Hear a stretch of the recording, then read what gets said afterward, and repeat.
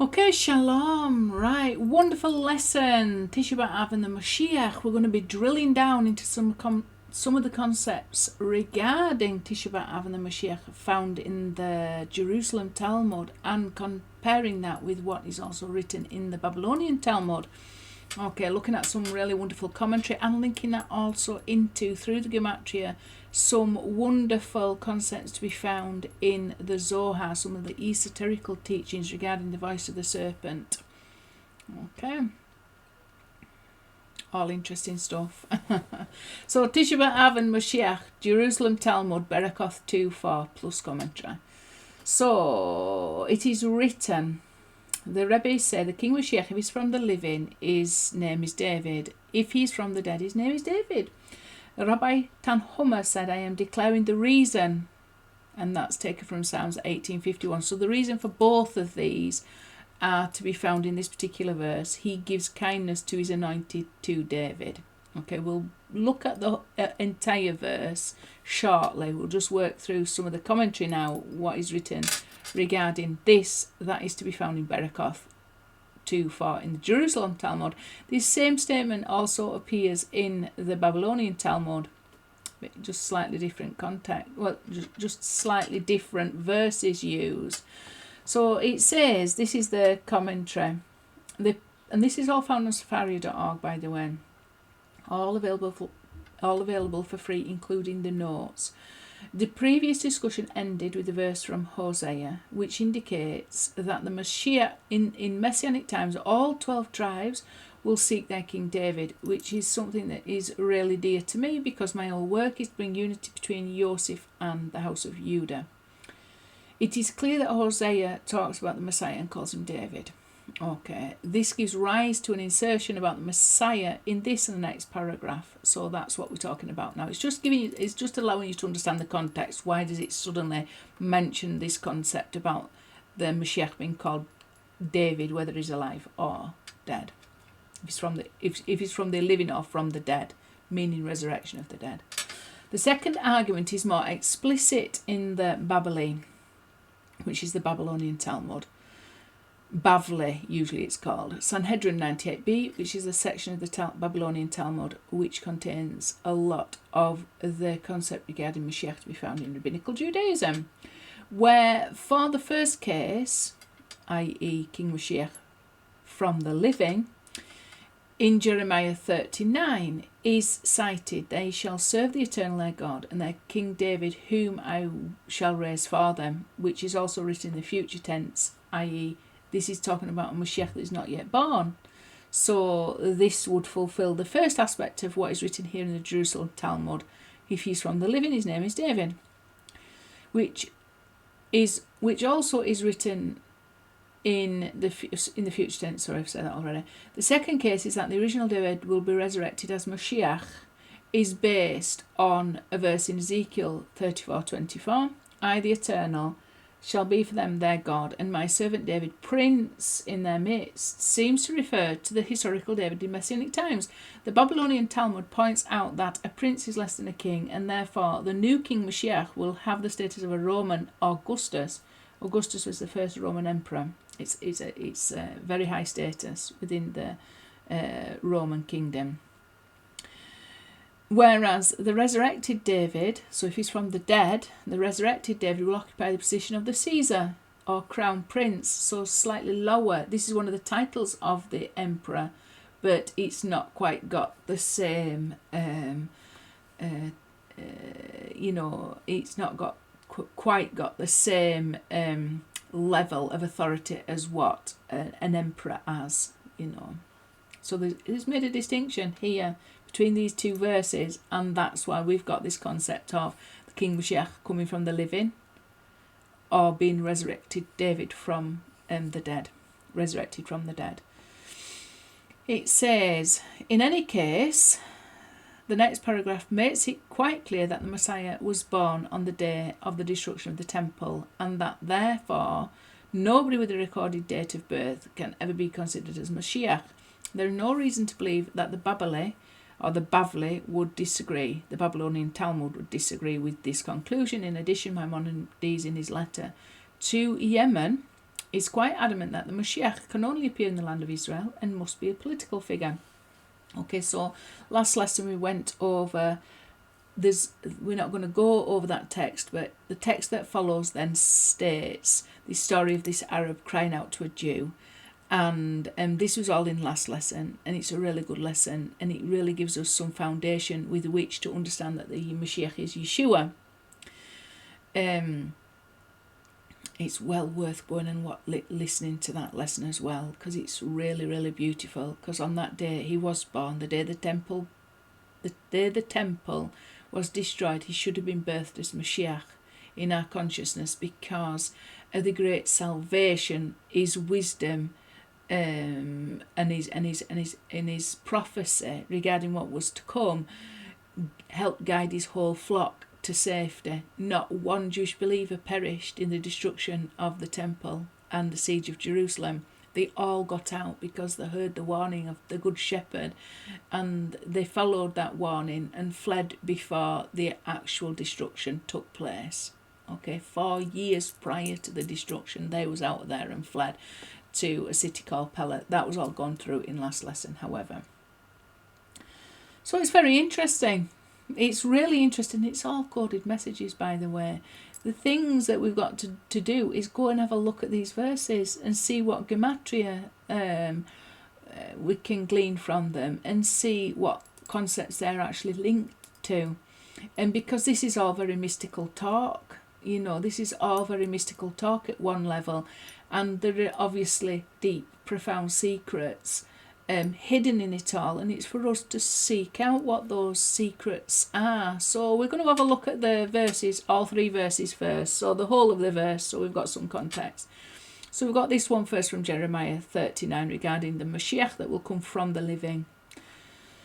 And they shall serve the Lord their God and David their king, whom I will set up for them. I did give in the last lesson some understanding what I thought that the concept of him, the concept of Mashiach coming from the living and coming from the dead, because ultimately the Mashiach is got to unite all 3 Abrahamic faiths, and I talked about that in last lesson. So obviously the 3 founders of the 3 Abrahamic faiths have passed, yet we as a body of believers are in a way the living representation of the concept of Moshiach, and the truth regarding Moshiach is as found in all 3 of those Abrahamic faiths.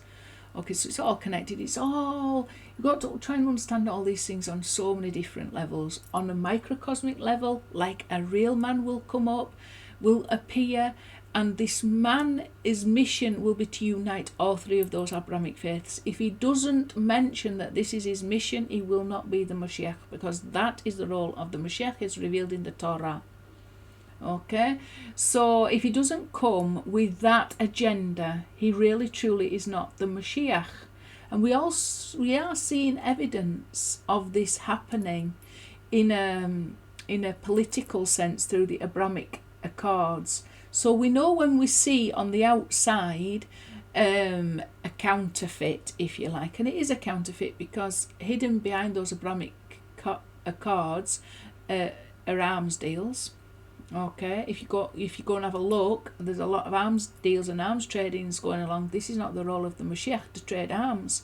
So we know we see the counterfeit. We can also expect that the authentic will happen, and the authentic Mashiach will unite those 3 Abrahamic faiths in truth, not in arms deals. Okay, but we don't have one way out the other. We don't have the evil counterfeit. From the evil counterfeit we understand the truth, the authentic.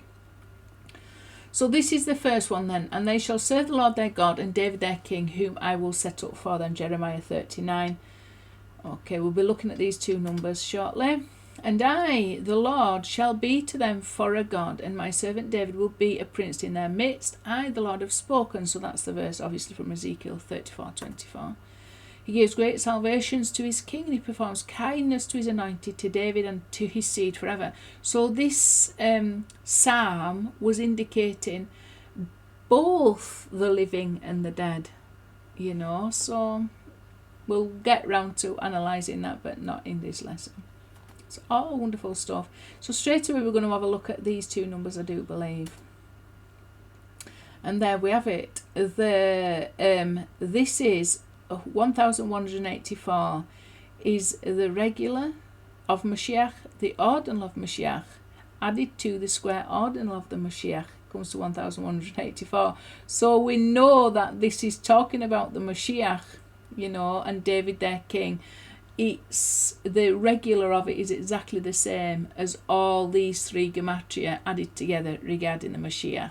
And these are three main gematria. And then we've got this wonderful concept, haven't we? Ketaneth Pasim, the coat of many colours. 1060 plus 124. And 124, by the way, is the gematria of Yod He Waweh, Hu Elohim. So that's the name. Yod He Waweh is our God. He is God.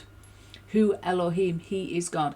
And that is really this incredible name that unites heaven and earth together, okay, with the power of the name of Hu, he, which is a name of God at the level of Keter, the level of crime, the level of crown, the level of Keter, the tip of the Yud, the name Yod He Waweh, and also the level of Yechida, and also the soul level of Moshiach Ben Yosef. And as we can see, the coat of many colours is very much related to that.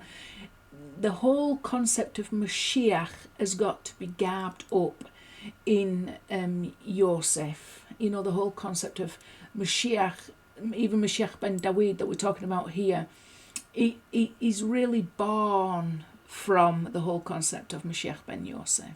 There can't be that separation. This is where we've got to have the unity between all the faiths, Judaism, Christianity and Islam, in order to reveal the truth that's hidden in all of them. And obviously the coat of many colours, it's very much linked to the house of Yosef, it's very much linked to Christianity, it's very much linked to a faith in Yeshua. Okay, but it needs divesting, because it's not the coat of many colours at this time. It's dressed up in filthy rags. The coat of many colours has been torn, it would appear. But anyway, there's a lot to meditate in that. And as we can see, the whole concept of Yosef basically defines the whole concept of the Moshiach. Okay. And then we've got the forces of the Greco-Roman exile, to which the whole concept of Moshiach has been hijacked, and it's been transformed into, like the New Testament, for example, is written in Greek, and there's a lot of Greco-Roman influence, obviously, in this current exile. A massive draw to assimilate, and I've even mentioned this before. I get a lot of pressure to assimilate towards Judaism. Okay, I've just even recently had it the other day when I was having an argument on Facebook. We've got to stand our ground. I know who I am and I know what I represent at this time. I represent the house of Yosef, and I've got to stay true to who I am, to the way that Yod He Waweh has revealed himself to me. But I've also got to try and understand the phenomena that's happened in my life and the experience that I've experienced, the spiritual journey that I've been on, but try and thoroughly root it back to its source, through the Torah, and unite with my Jewish brothers and sisters, but without losing my identity completely. I can't hide what has happened to me in my life, and you are expected to shut up and just do what the Jewish people say. I've got something to say about that. I'm not going to assimilate. I'm not going to assimilate to the Christianity that I think is filled full of errors. I'm not going to assimilate to Judaism that is filled full of errors. I will take the truth that I found in Christianity and I'll take the truth that I found in Judaism and try and marry those two together.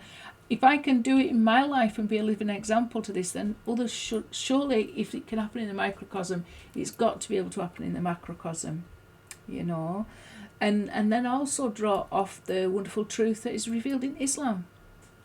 Okay, that especially regarding the unity of God, the oneness of God, and things like that, and start to bring humanity together in love and respect, because we are able to perceive there's only God and there's only Yod Heh Waw in what He has been doing for the good of all humanity, that we all would get out of exile together intact. Okay, so massive forces of assimilation.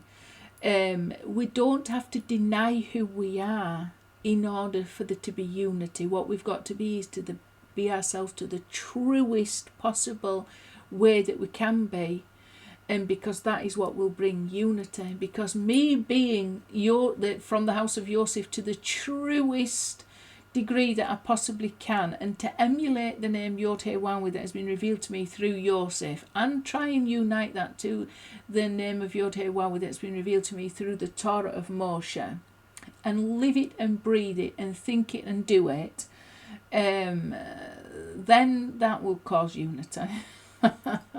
Better than concealing, or better than not stepping up. And Yavan is that influence, isn't it, that just wants us to assimilate whatever is the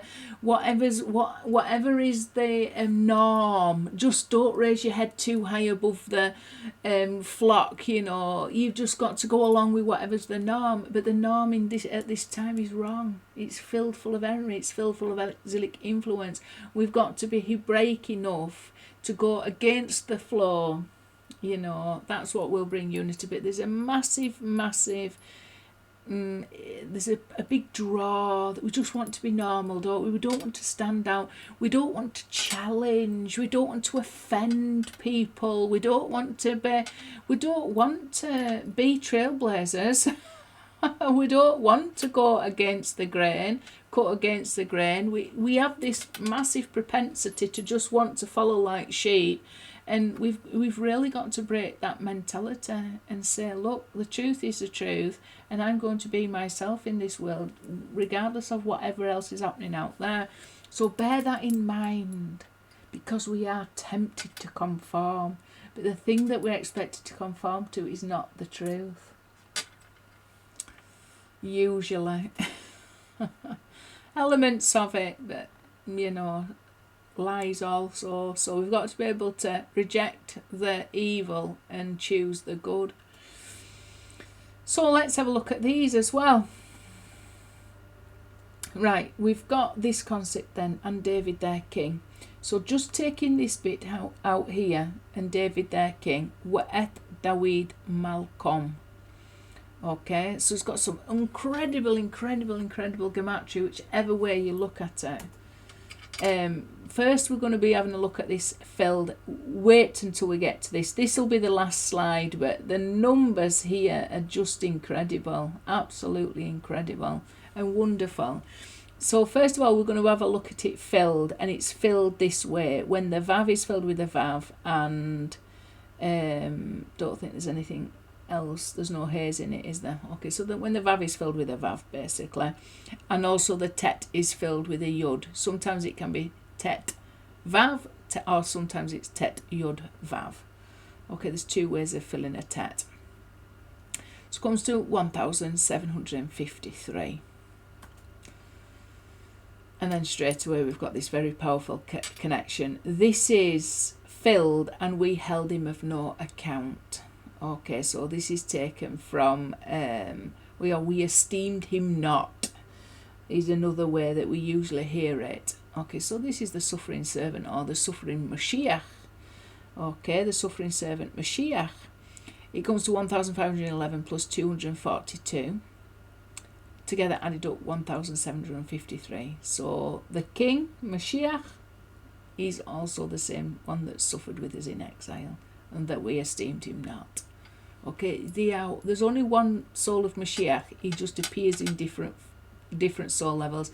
He appeared first as Moshe, then as Yeshua. The final appearance will be King David.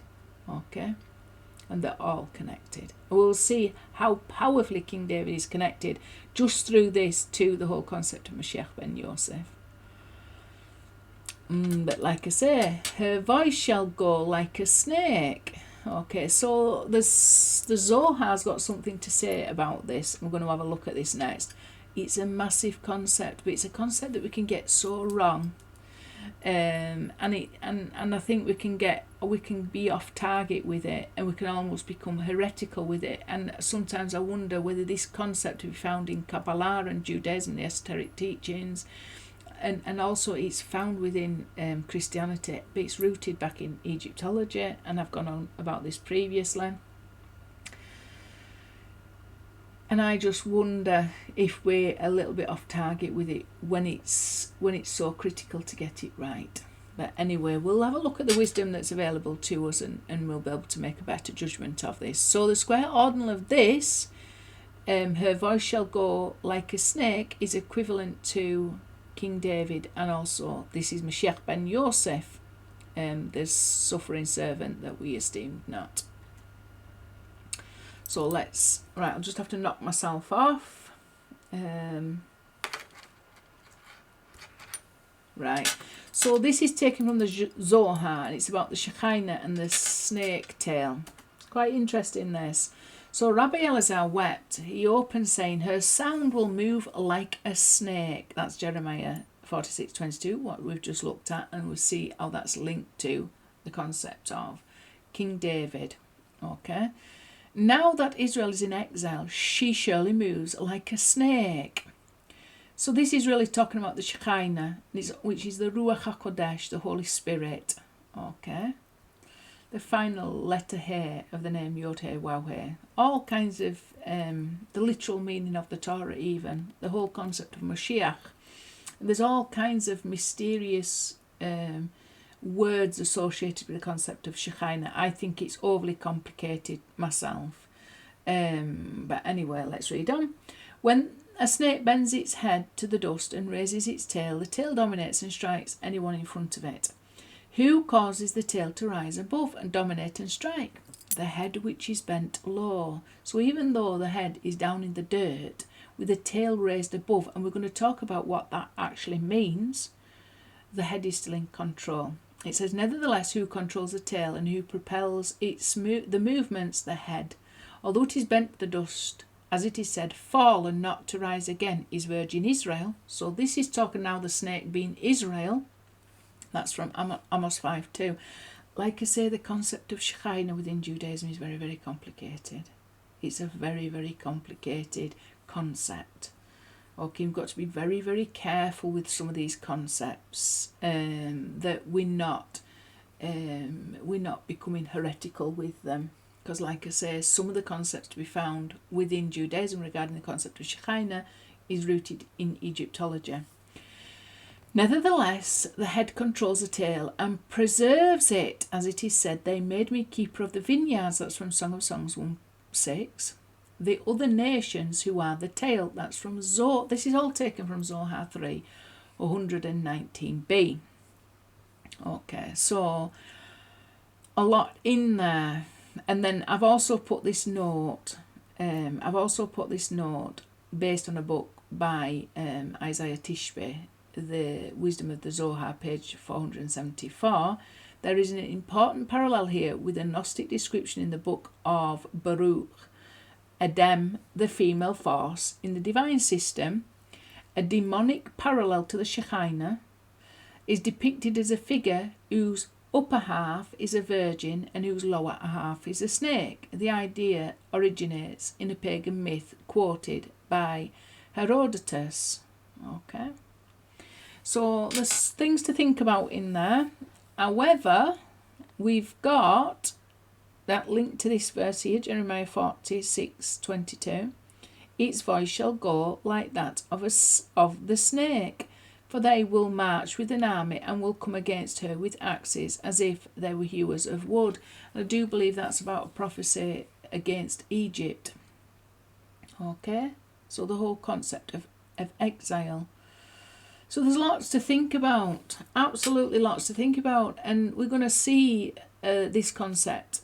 We're going to have a look at this concept and see how that relates to the concept of the fallen Eve from the Garden of Eden, and also the concept of how that then links into Moshe's mother, Batya, and also how that links into this whole process of rectification, and how that links into the concept of David, who is seen as the rectification of the divine female. Okay, even though he's a man, he represents rectification of the divine female, the fallen state of the Shekinah. He's the one that's connected to the raising up of the Holy Shekinah. So her voice shall go like a snake, square ordinal of 1753, which we've already looked at that. This is quite interesting. This is Rashi's commentary taken from Chabad.org regarding this particular part of this verse. Its voice shall go like that of a snake. The snake comes to teach us about Egypt, but ends by learning. For we learn from here that when the Holy One, blessed be He, said to the serpent, you shall work on your belly, the gachon, he severed his feet, and his voice went to the end of the world. So we learn in the 32 methods of Rabbi Elazar, the son of Rabbi Yosef, the Galilean. That's method 12. So even that's quite mystical, isn't it? You know, the snake comes to teach us about Egypt, but ends by learning. You know, I don't know really what it's revealing, but certainly the fact that it's talking about the snake and walking on the belly, and Moshe being buried in the belly of the whale, Moshe being buried in the belly of the gachon, and this is all mysterious coded messages, basically to tell us that it will be revealed right at the end where Moshe's actually buried. Moshe's actually buried in Jerusalem. The Gematria points to that. However, it's all coded messages, and I've talked about that in previous teachings more than once. So there's all kinds of mysteries related to that whole concept, because the Gachon really represents the Gihon river that came out of Egypt. One of the interpretations, that came out of Eden, the river that split into four, and one of them was called Gihon River, and then that is the a Remez level of interpretation of the Torah, and Remez is very much associated with Gematria. So there's all kinds of things that it's pointing to. It's all coded message, but it's quite interesting. There's a lot in there, and we're going to have a look at some other concepts now. Okay. Right, so I just put some subtitles on for some reason there. On the days of your rejoicing, this is a verse that's equivalent to the 1753, so links us back to there. On the days of your rejoicing, on your festivals, on your new moon celebrations, you shall blow on the trumpets for your ascent offerings and your peace sacrifices, and it shall be a remembrance before your God. I am the Lord your God. So that's Numbers 10:10. So we can see that the regular and the ordinal of this verse comes to 4 times 1753. So this is obviously a holy rectification for something like this, because we're talking at a time when the festivals are no doubt rebuilt, because you're talking about ascent offerings and peace offerings and things like that. So we're in a state of rectification now. We'll be in a state by the time we get to here, where the temple is being rebuilt, and we are gathered in as people that are able to go up to the temple. Okay, so there's a lot in there, the new moon festivals and things like that on your festivals, and obviously the sacrifices. Okay. Right, so this is the interesting bit now. This is very interesting because it's connected, this whole concept of this snake, connected to the concept of the Shekinah.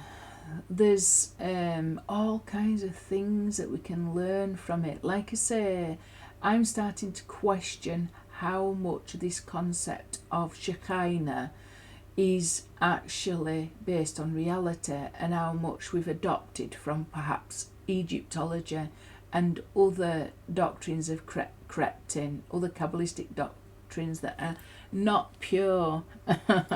Okay, but we'll talk about the things that we can trace back to Torah first. So Batya's daughter, Pharaoh's daughter, who raised Moshe up, obviously should have been very, very high up. They're all the pharaohs at the status of gods. Okay, so what god was Pharaoh's daughter? and it's written here in the book of Jubilees 47:5, and Josephus both name her as Thermosis. Okay, also transliterated as Tharmuth and Thermutis, the Greek name of Renenetet, the Egyptian snake deity. So she wasn't just an ordinary woman, she was classed as this snake goddess. During the late period, Isis became associated with Renenetet, forming the composite goddess Isis Thermothis. See image in the British Museum. So Isis is another powerful goddess that's related to Yosef. Why is she related to Yosef? Because Yosef couldn't be accepted by Pharaoh unless they identified Yosef as being part of their own belief system. So when Yosef interpreted Pharaoh's dream, which was a horrific dream to Pharaoh, because the cows and the wheat represented the main gods of Egypt. Wheat is representing Osiris and the cows are representing Isis. So when he saw them in a diminished state, he's obviously thinking this is in terms of the wisdom of Egypt, is going to be diminished in some way. So when Joseph came and he gave good dream interpretation to Pharaoh, and Pharaoh realised the dream was talking about a famine, and then he's mentioning, there's nobody more wise than Joseph for taking on the role of getting us through this famine. You can see how Joseph was then accepted by Pharaoh, who was a living God in his own eyes. And this dream was, in his own eyes, representing some connection to Osiris, who is, who was responsible for all the agricultural technology that helped develop Egypt from cannibalism up to utilising the fertile plains of the Nile in order to promote effective agricultural techniques that then brought forth wheat so the people of Egypt could eat instead of eating each other. And then Isis was regarded as being connected to cows. Sometimes you'll see she's got cow ears. And then she was also the one that turned the wheat into bread that the Egyptians could eat also. So they were seen as gods of wisdom that brought great wisdom and industry and advancement to Egyptian culture and society, and took them from a low place where they were eating one another to a very exalted place and very, very wealthy as a result of being able to utilise that entire fertile plain of the Nile. Okay, so then Joseph came along and fit into that belief system in Pharaoh's own eyes, and he was dressed up like a pharaoh and given the name Zaphnath Paneach, things like that. So this is now, we're talking about Moses' mother, who was a snake goddess. Okay, this Thermothis, and this is kind of a composite between Isis, who's associated with Joseph, and Batya, who's called Thermothis. So the woman who raised up Moshe in Pharaoh's household was the snake goddess Thermothis, but we can see how there's a connection between, so we've got the unity there between Moses and Joseph. It's very, very critical, and that unity will come up at the end of the lesson.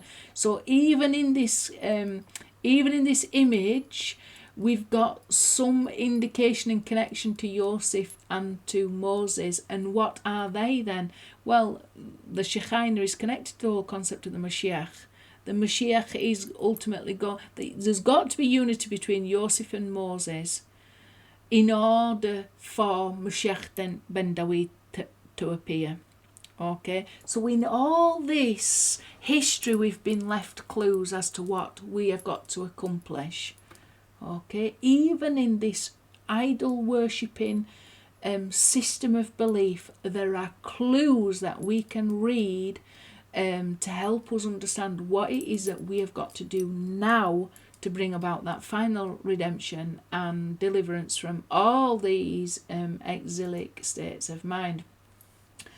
So this same phenomena, and this doesn't just appear in Egyptology, it's even prior to this belief. It goes back a long way to the very beginning of civilization, this whole concept of, maybe not to the beginning of civilization, but certainly to the beginning of belief systems. So this concept of the half snake, half woman motif and myth is to be found even prior to Egyptology, even prior to this. It goes back a long way to the concept of Lilith, you know.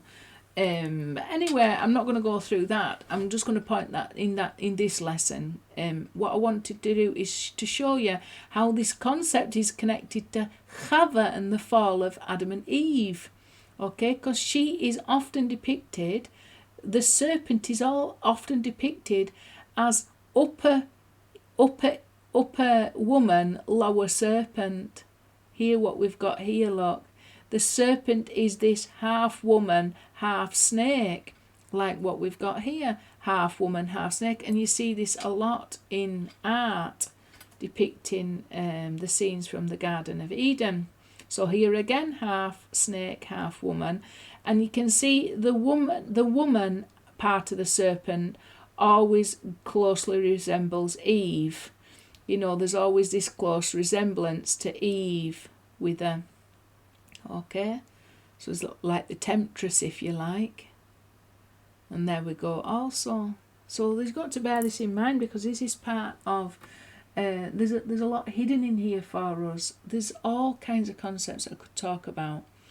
One is connected to this concept, one is connected to Lilith, one is connected to the whole fall of Eve and the temptation of Eve, and then that being passed on to Adam.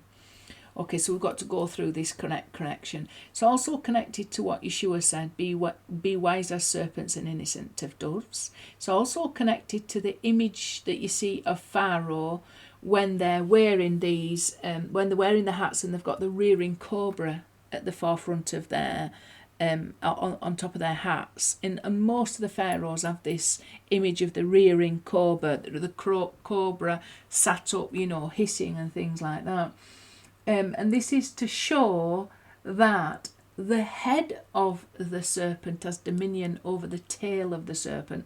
So going back to what we said, the head represented Israel and the tail represented the nations, in what was written in the Zohar regarding the voice of the serpent. The voice is like a serpent, I should say. And, you know, you can start to see there's some really powerful hidden concepts in all this, okay? Because you've got in Egyptology, you've got this whole concept that you have to take dominion over your lower nature, you know, which is the whole battle that we have when we're faced in exile, isn't it? It's to take dominion over our bodily lower instincts and to somehow refine them to the side of holy. So that is our mission and our task, isn't it, within the main three religions of Christianity, Judaism and Islam, this purification and this holiness and this righteousness, where we are not just allowed to indulge in all our lower base natures. We've got to have some kind of stringency regarding that and make some effort to overcome it.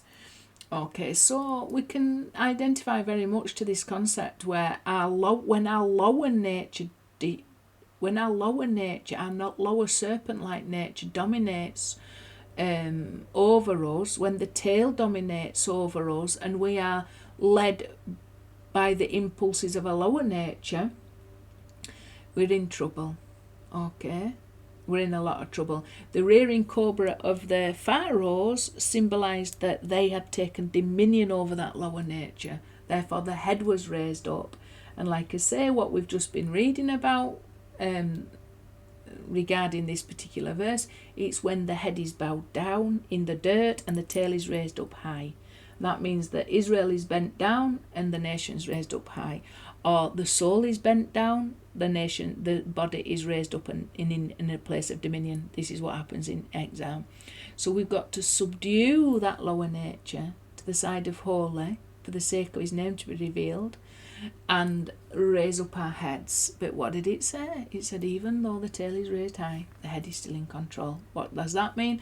It means even when the times are that the nations dominate over the Israel, the body dominates over the soul, Esav dominates over Yaakov, it is still the head that is in control, and it's still the head that's preserving the tail. So what's that meaning? Our soul is still in control and dominant, even though it doesn't appear that way, even though it is almost suppressed and held hostage to the wants and wills and desires of the lower nature. It is still the head that's in control. It is still head Israel that is ultimately dominating, even in a hidden way. Even when our face pushed down into the dirt, our soul is still in charge. There's something within us, even driving those lower natures to exalt themselves over our upper natures, our higher natures. Okay, so there's purpose in it. That's what I'm trying to say.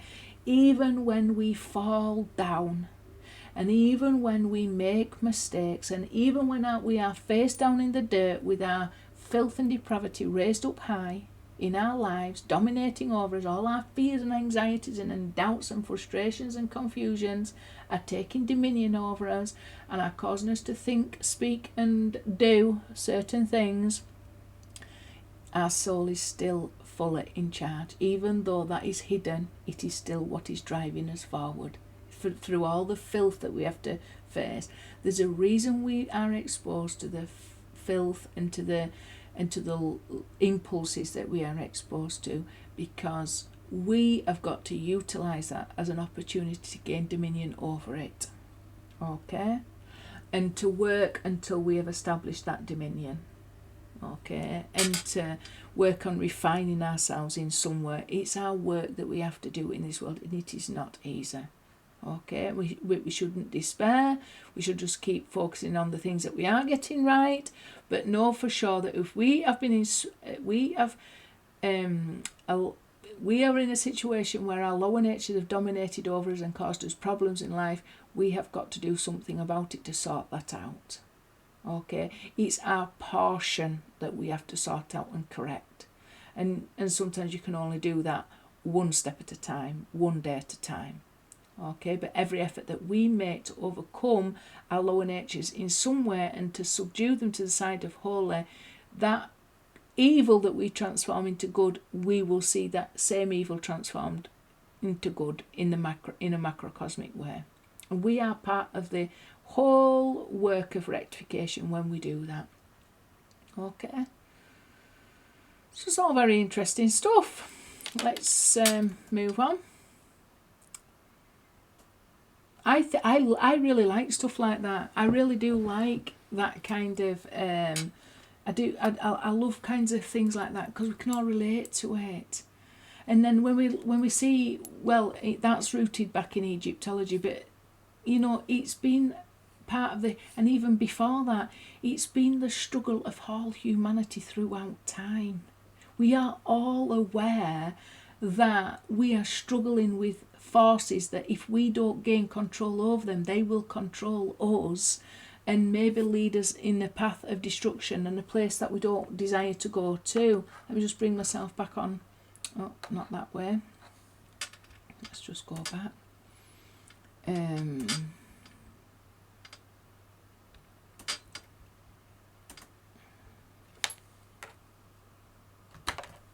Right, that's the right one. Okay, sorry about that. So we've got to start to put all these things together and realise, humans have been struggling for a long time. We've known about this problem for a long time. We have been fighting against this problem for a long time, and we've come across, we've tried to have belief systems that help strengthen us when we are facing these problems, be it the Egyptians and all their idolatry and false gods, and even believing that they are these gods themselves. And even going back further than that, okay, to the Sumerians, it was part of their belief system, the whole concept of Lilith, I do believe. Okay, but then bring that back to Yeshua. What did he say? Be wise as serpents and innocent as doves. Okay, so this is a reversal of that upper body woman, lower body serpent, isn't it?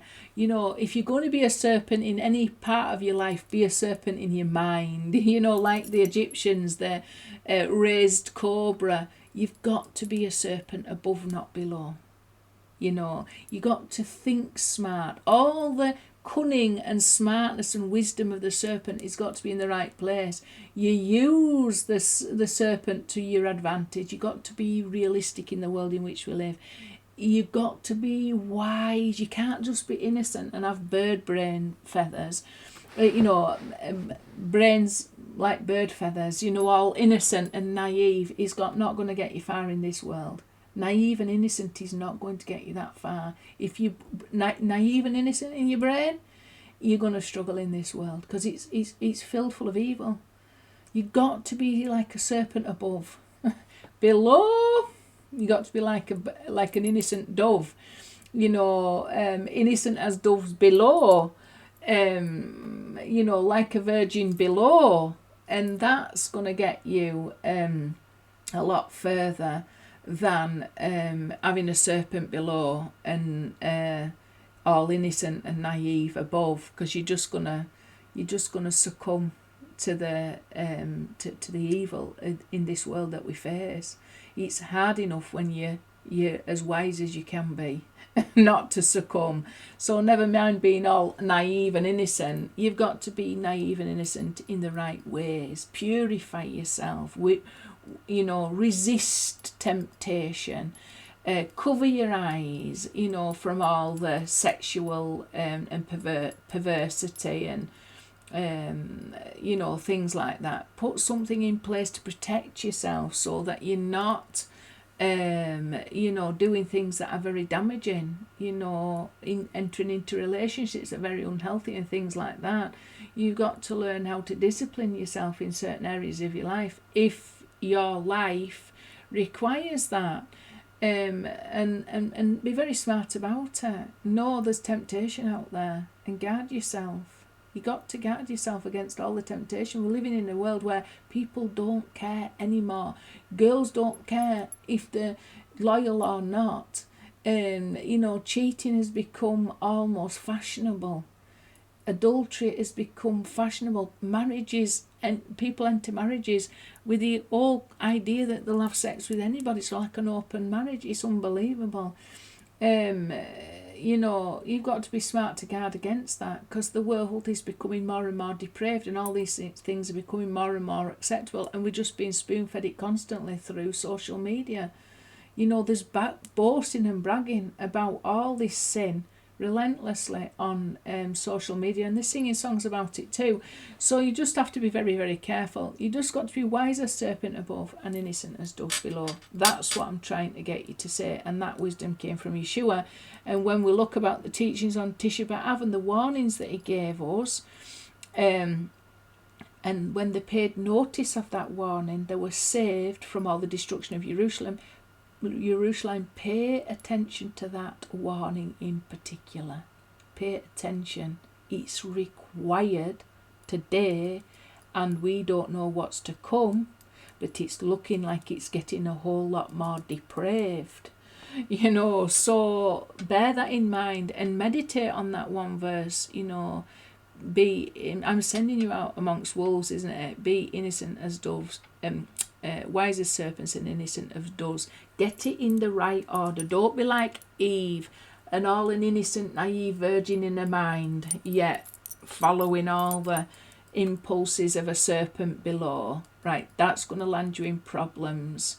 So just apply the wisdom that was given to us, because it's going to save us, bring about a lot of salvation for a lot of people, and avoid a lot of misery. But if you find yourself succumbing, there was a reason for it. You're there to correct that problem. Do the very best you can to rectify it. Don't go digging yourself a bigger hole than what you are in now. Return to Shuv. Hey, return from this place. Turn from it and do good. Turn from evil and do good. That's Psalm 34. What good? Give charity. Repent. Say you're sorry. Confess your sins. Things like this. That's the way forward. Right, so now we're going to be looking at some of these gematria. And David their king, 551.92. Oh, it's unbelievable gematria. Let's go and have a look. So straight away we've got Sarah. the regular ordinal for Sarah. Sarah is Chava rectified. She, according to Arizal, was a reincarnation of Chava, and she is part of that whole process of rectifying the fallen female. All the matriarchs are. So we want to see that, don't we? We want the wise above, innocent below, as opposed to innocent bird brain above and serpent like below. We need that transformation to occur in all our lives, male and female. Okay. So Chaya is the soul level of Moshiach Ben David, which means the mother of all living. Sarah was one of the mothers of Israel, the matriarchs. So again, we've got this, haven't we? Accounted him as plagued, smitten by God and oppressed. So from Isaiah 53:4. We've already had part of this, haven't we? We esteemed him not. Anyway, that comes to 2,204, which is 4 times 551. So we see that connection there, don't we? He is suffering with us in this exile. Okay, when we fall down, he is sharing a portion of our sins and is afflicted for us. He's taken upon himself part of our suffering, what suffering would be due to us because we fall down so much in this exile. He has taken that upon himself. Okay, so when I say turn from evil and do good, that's the best remedy for the problems when we fall down. Okay, that you just immediately turn from that evil. Don't focus on it. Don't let yourself feel. Don't beat yourself up endlessly about it. You're just going to make yourself feel worse and worse and worse. Look for something good to do. Look and focus on that good that you can do instead of the evil that you have done. Okay, because the good that we do, and hand it all over to Yeshua, you know. If you're a believer in Yeshua, you know, for the glory of him to ease his suffering in exile with us, do good to the, clothe the naked, feed the hungry, give charity and things like that, visit the prisoner, be kind to the widows and the orphans. There's all kinds of ways and good. There's endless opportunity to do good in this world. Even if you've just to sit down and pray for the sake of others, say some psalms or anything like that, study some Torah for the benefit of other people's souls and pray, So 2,204, I counted him as plagued, smitten by God and oppressed. And we can also see how that is connected so powerfully to the concept of King David and David their king, because Moshiach Ben Yosef is the throne that David sits upon.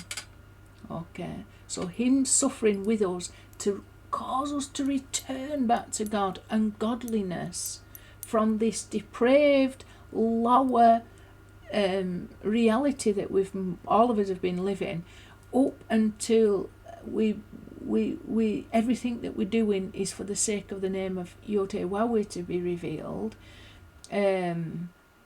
All that work and effort that we do to rectify our lower nature and to make it and to transform it from the darkness that is into holiness, to fight and battle with it until we've subdued it, until our soul's desire gets dominant over our body's desires. All these things that we do and all the effort that we make becomes with the help of Mashiach Yeshua, suffering with us in exile and strengthening us, that all the effort that we are making to transform this evil from evil into good, it becomes the throne that King David sits on. Okay? And if you think you can go to church and jiggle about your bottom in front of men and make all kinds of sexual gestures and all kinds of temptation, you're wrong. I mean, I've seen this happen in churches, and I'm thinking to myself, we're not here to do that. We're not here on holiday. We've got a work to do to rectify our lower natures and to transform them from unholiness into holiness, and we've got to do something about it, and it requires a lot of hard work. And people are not, I think people have lost their way slightly on that. Okay, the grave of Moshe. So we already talked about the Gachon, didn't we? The belly of the snake, which the Zohar say Moshe is buried in the belly of the snake, but that can also mean gematria. His burial ground, his true burial ground is hidden in gematria, and the gematria points to him being buried in Jerusalem. And I've covered that in other lessons. But as we can see, it's all related to here. Why? We talked about, there's got to be the unity of Moshiach, Yeshua and Yosef, okay, in order for the Moshiach David to be revealed. There's all sorts of connections, just what we were talking about, where the whole concept of Batya being that snake goddess. And then there's also the fact that Moshe is actually buried in Jerusalem, and there's a spring called the Gihon Spring that's exactly the same name as the Gihon River, that the Zohar tells you is buried in the Gachon, the belly of the snake, but this is related to the Gihon River that came out of Eden, that flowed into, that came out of Eden. But there's also Gihon Spring in Jerusalem, and this is where the king was anointed. Okay, so there's all kinds of connections there as well. It's all phenomenal, and it's all revealed through the gematria, the Remez level, which is associated with the Gihon River. There's 4 rivers that come out and represent all 4 levels of the interpretation of the Torah. So the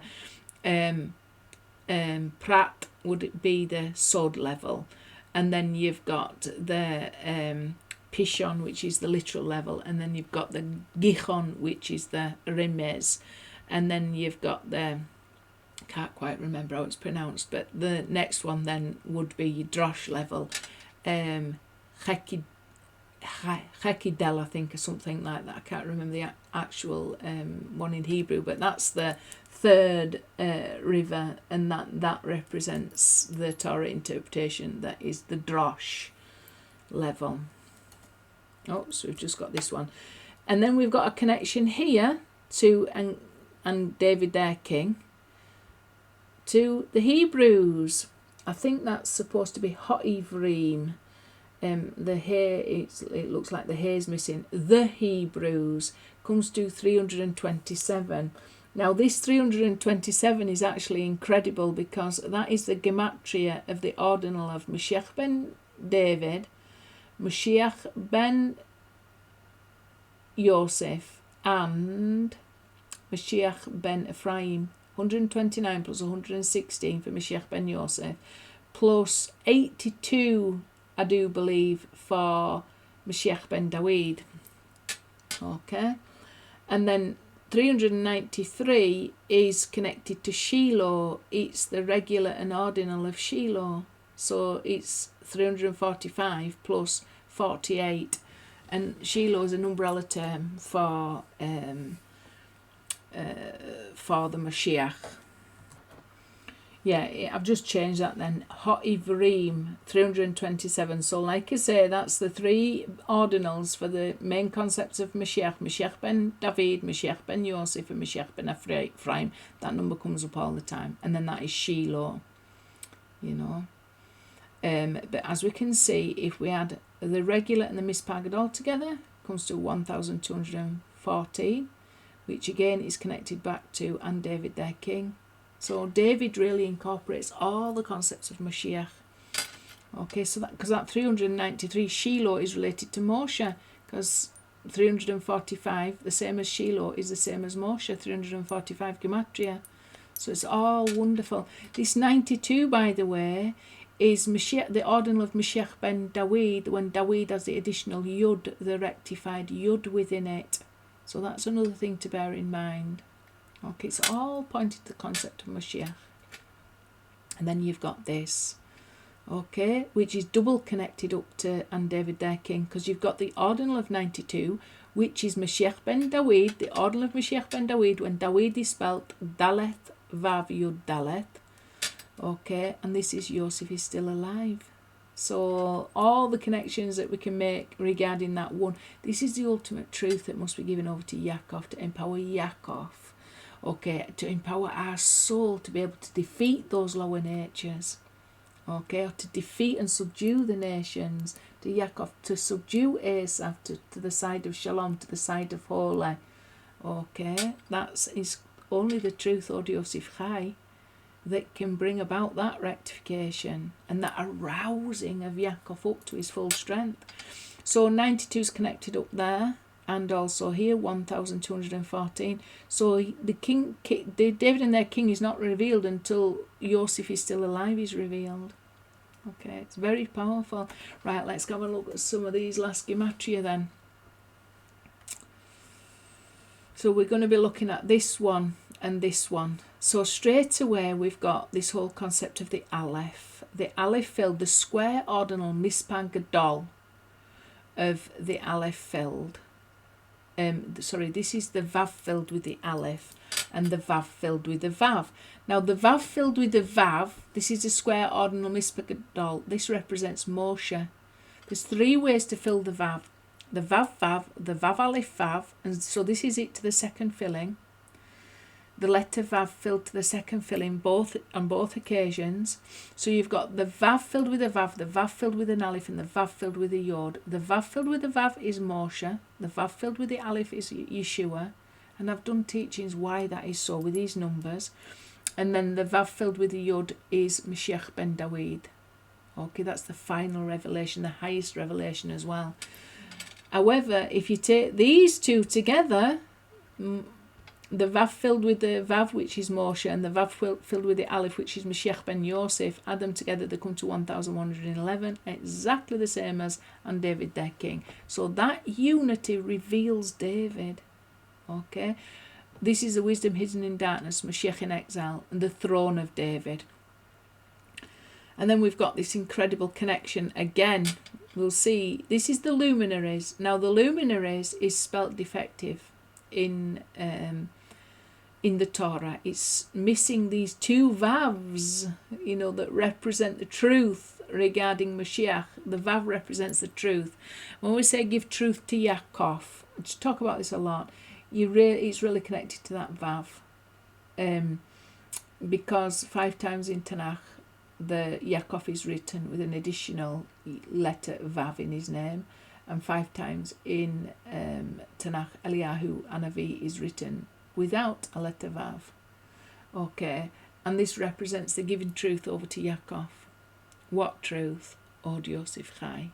Yosef is still alive. That's the truth that empowers Yaakov.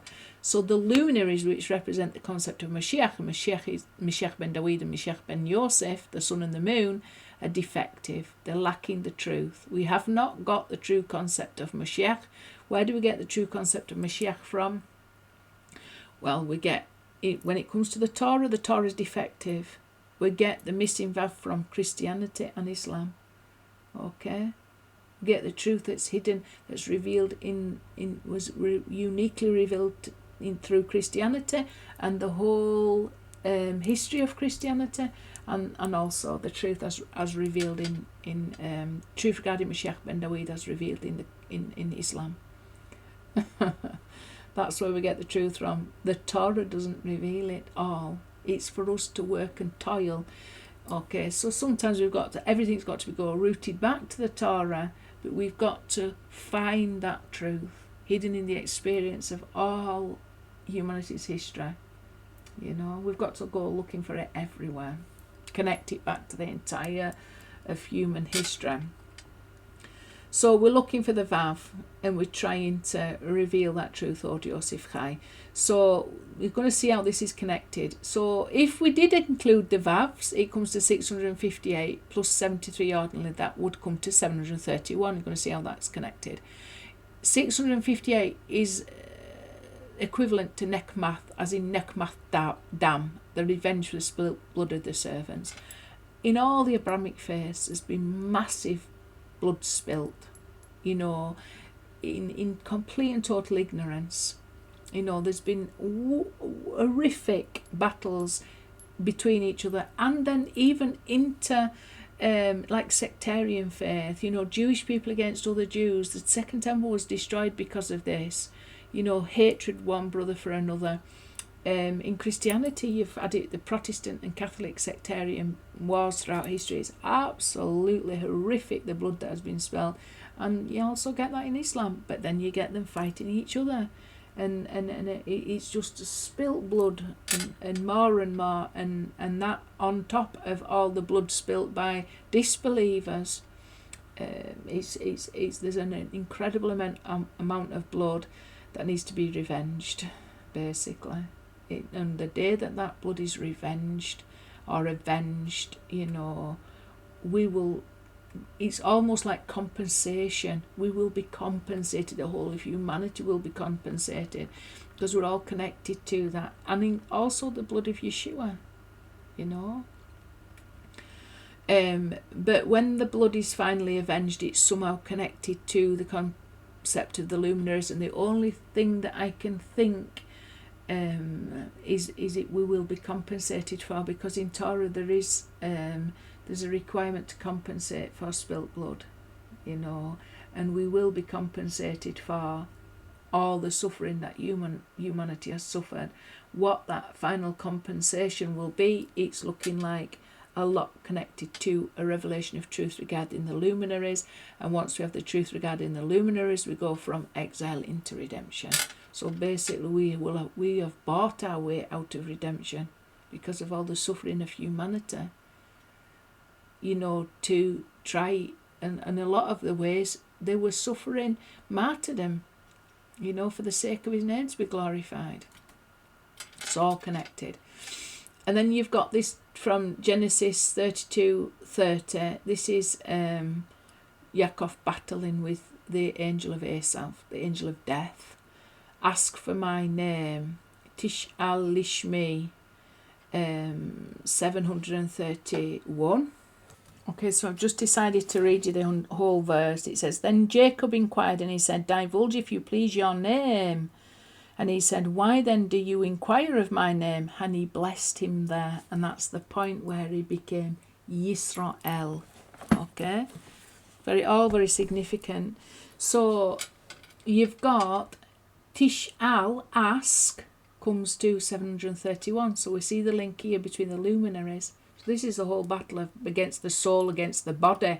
Esau's guardian angel, that's who he was fighting, Satan himself. And he had to wrestle that urge all through the night until he finally won, and he wouldn't let him go.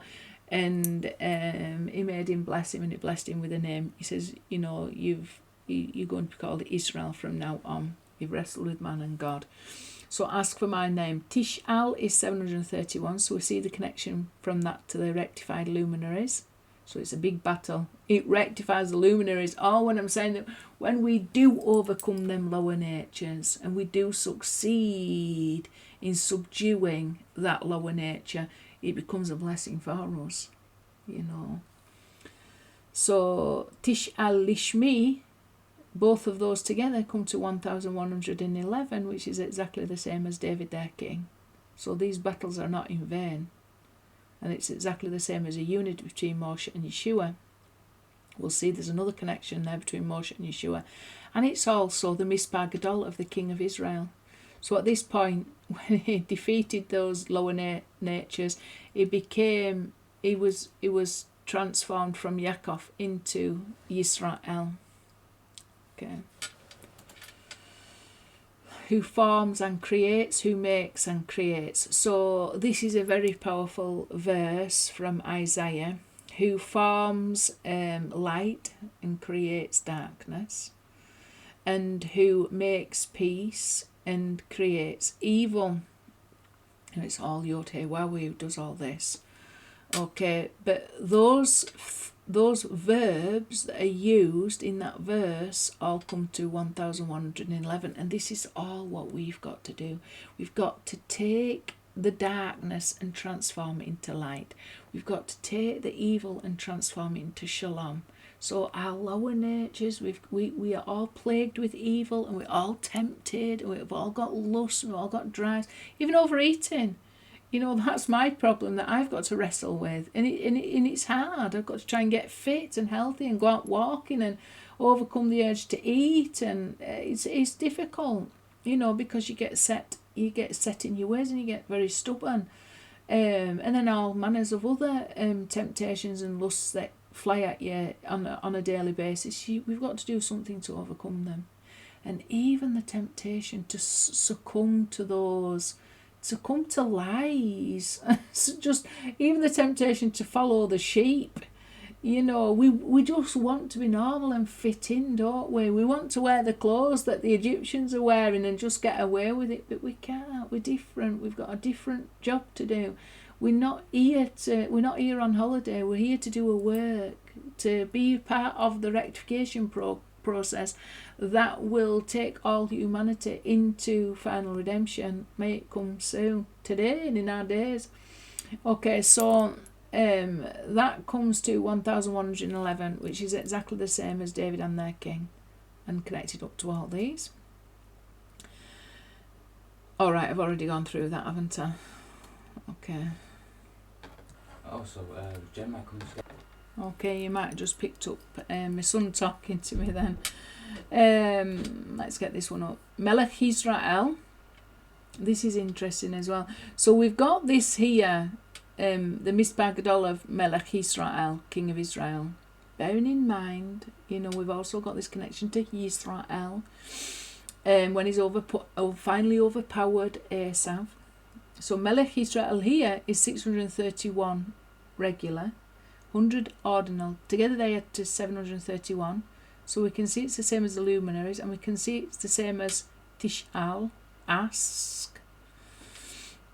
But it's also the unity again between Moshe and Yeshua, because Moshe is 345, add it up to Yeshua, 386, 731.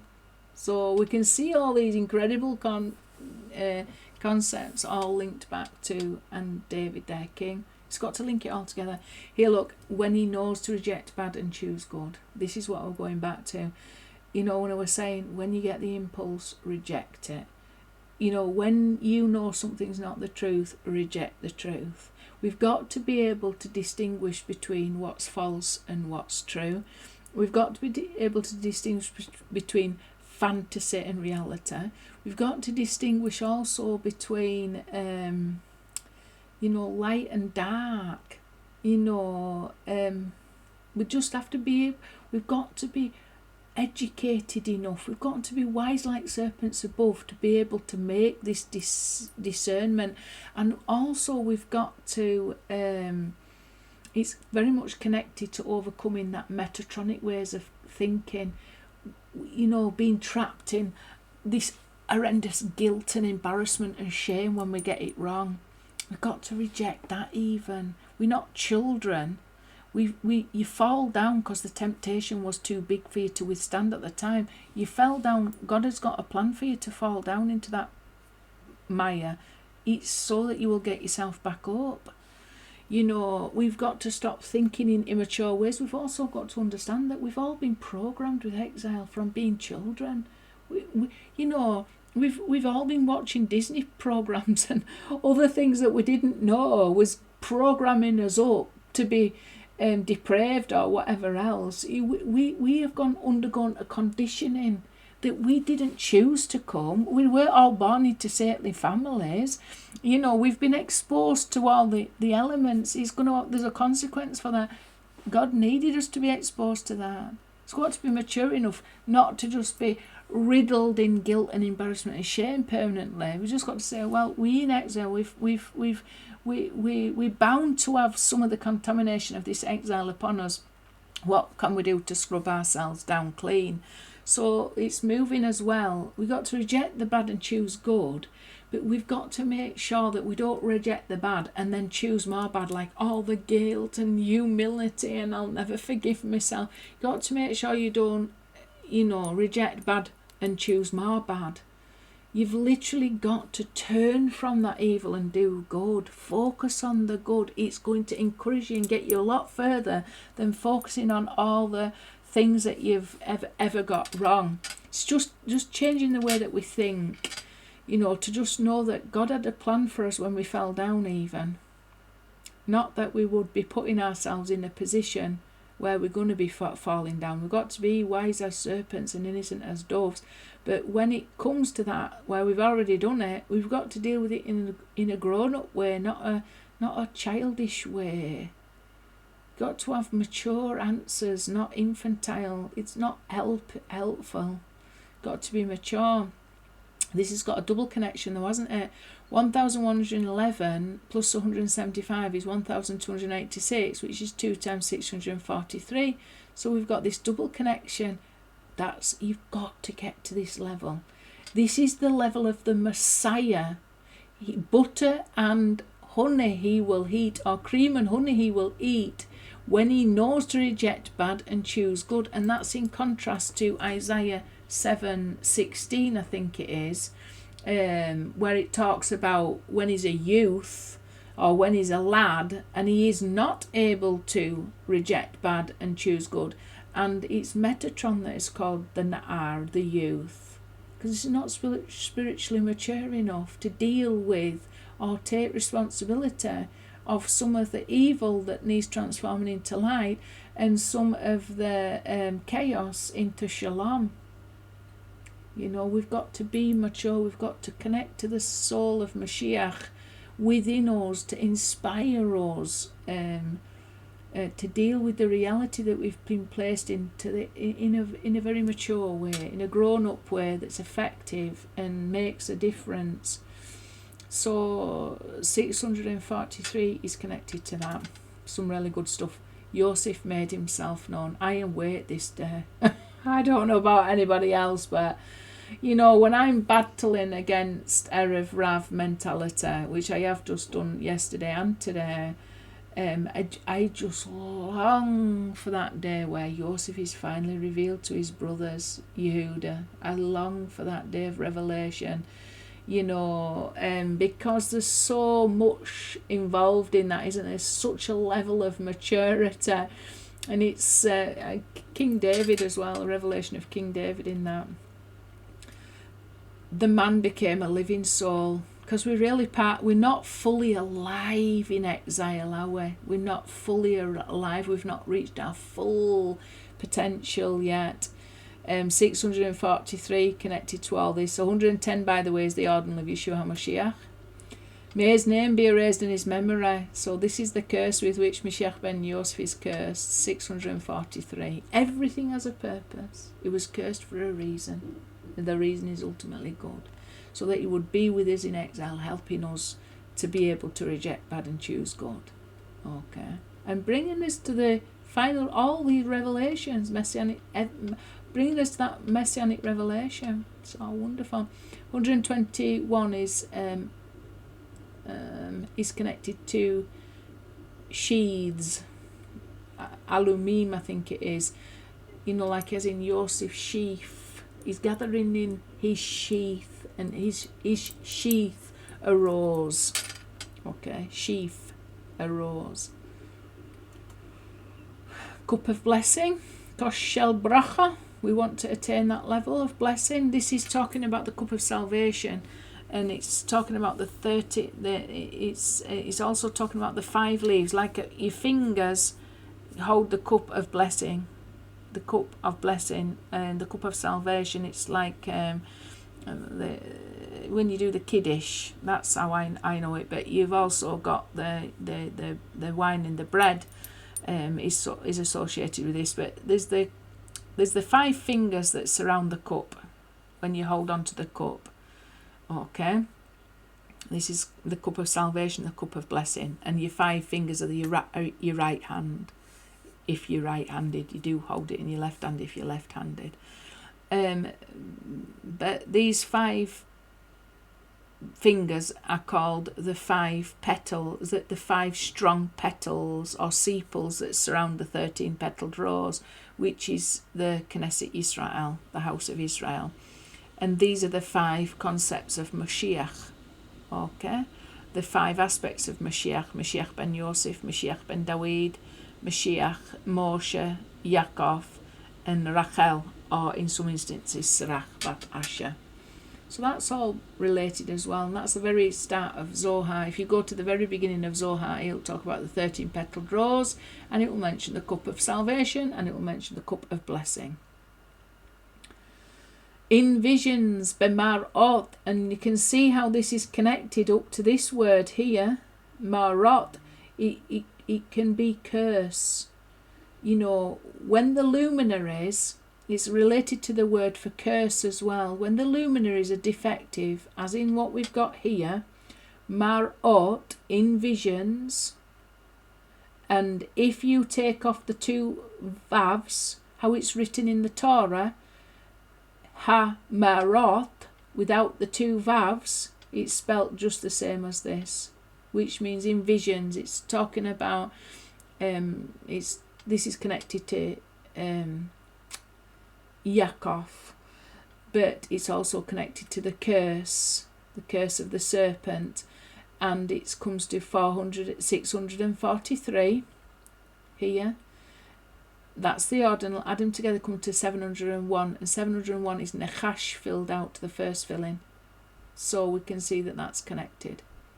Or it could be the square ordinal of Nechash, I can't quite remember now. Right, it is the square ordinal, of Nechash. So each letter squared of Nun, Chet, Shemesh. Nun. It's getting late, sorry. Nun, Chet, Shin. Comes to 701. I should have done this video earlier. This is interesting. Right, we'll just go one bit at a time. These are the three fruit that are written in the Talmud that are the tree of the knowledge of good and evil. Okay, so you've got the grape, that nav, comes to 122. Okay, this is connected to Moshe, because what was is that will be, comes to an ordinal of 122. And as you can see, this is the rabbis say that this is, we know Moshe is coming again. So he came first, and he came as Moshiach Ben Yosef, and he will, or he has come as Moshiach Ben David. Mem Shin He is the beginning, initial letters, and they spell Moshe. So what was is what will be. This is taken from Ecclesiastes. So we can see that the grape is linked to Moshe. The fig is 456. This is related to Moshiach Ben Yosef. Why? Because you see this curse up here, with which he's cursed. May his name be erased in his memory. The letter Ayin was erased from his name, so he's called Yeshu instead of Yeshua. And if we take the Ayin filled to the first filling and the Ayin filled to the second filling, it comes to 456. It's exactly the same as Tahane, fig. So that's the second fruit written in the Talmud that is supposed to be the tree of the knowledge of good and evil. The third is wheat, chita. So that's got a regular and ordinal of 32. This is Moshiach Ben David. It's the threshing floor, isn't it? The threshing floor that is associated with Moshiach Ben David, Temple Mount. It's got 32 is also Lev, and David is the heart, is the circumcised heart. If you add all of them together, 122, 456 and 32 comes to 643. So connected all to all these is unbelievable. It's an incredible number. It's wonderful gematria. If you add the ordinal of all those up, it comes to 749, which is the same as Yeshua HaMashiach. He is the remedy for eating from the tree of the knowledge of good and evil. Okay, I've just seen that 106 somewhere as well. Have I not? Maybe not on this page. I can't quite see it now. It must be on the last page, I think. It's all interesting stuff. And then we've got Metatron again. So all this is opposite Metatronic consciousness, and a wretch who is said. So this is Erif Rav. It says the slave who rules instead of a king, and the wretch who is said to be food. Okay, so this is taken from Proverbs. And the Mispah Gadol is 1,138, 148 ordinally. If we add them together, it's 1,286. So it's absolutely opposite when you know how to reject bad and choose good. The Erev Rav dominate over Judaism, and they do not know how to reject bad and choose good. We need to unite. Yosef and the Jewish people need to unite together as one, to be fully empowered with the truth after Yosef has made himself known. Od Yosef Chai. So we've got that connection all up to there as well. It's all perfect gematria. It's all perfect gematria. Through the gematria we see that perfection, that there's only Yod Heh Waw and nothing else. Everything has a purpose. You know, going back to all these, even all the images that we find in Egypt and all those images that we saw, we can draw wisdom out of that and take something from it that empowers us and encourages us to keep on going until we see David fully revealed for all humanity. Okay, and with that I will say Shalom. Please subscribe and share.